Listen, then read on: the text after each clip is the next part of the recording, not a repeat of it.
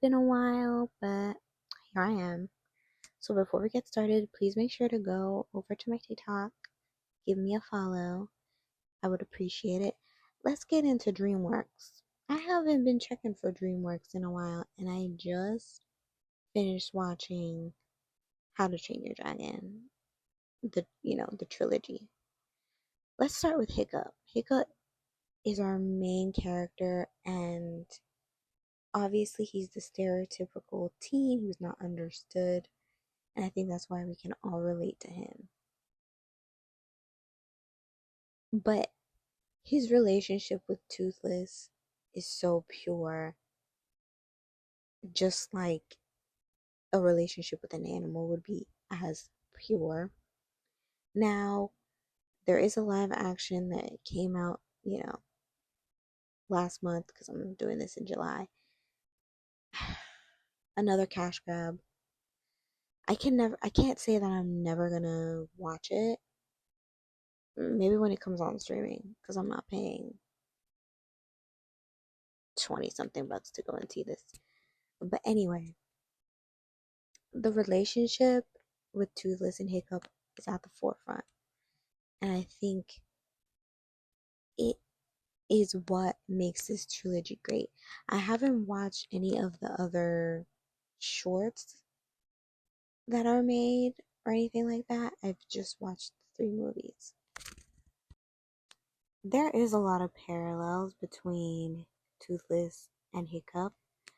I mean, he loses, half his leg. Toothless loses half his tail fin, and they both are very awkward in the way that they interact with others. And then, obviously, towards the end, they both end up finding love and having families. So they mirror each other very well. And I also want to talk about the fact that they made Hiccup lose,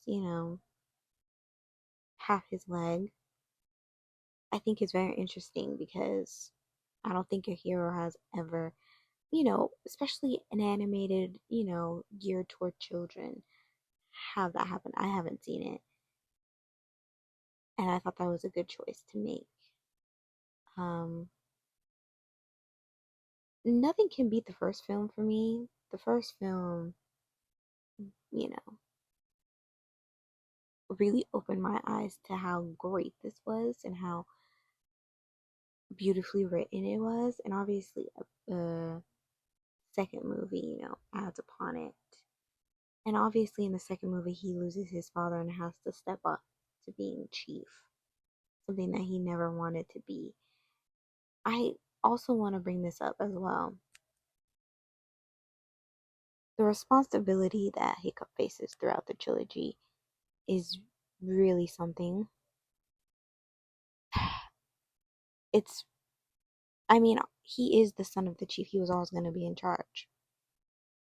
And when his father, dies unexpectedly, he is in charge of the village, the people, and then also the dragons and making sure that they're safe. And then towards the end, making sure that the dragons are safe and hidden so that nobody knows. And then he has his own family and is responsible for that. I think the films do that really well in his response to responsibility and the way that he goes about it. He does it in his own way, which is how people should do it. Now, the father and son relationship in this movie to me is great. I mean, his father is the chief, and there's expectations that he wants his son to abide by, and Hiccup just doesn't meet those standards.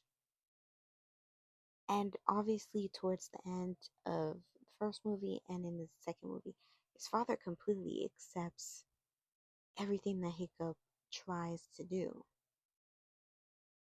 There is still miscommunication that goes on, obviously, but he tries at least. And it's really sad that, he had to die in the second film. for Hiccup to truly appreciate what his father experiences. So, in the end, Hiccup has acceptance. He has acceptance for his life, for his family, for the dragons, and that's all that matters. We followed him on the journey, and the journey still continues, but for us, it ended.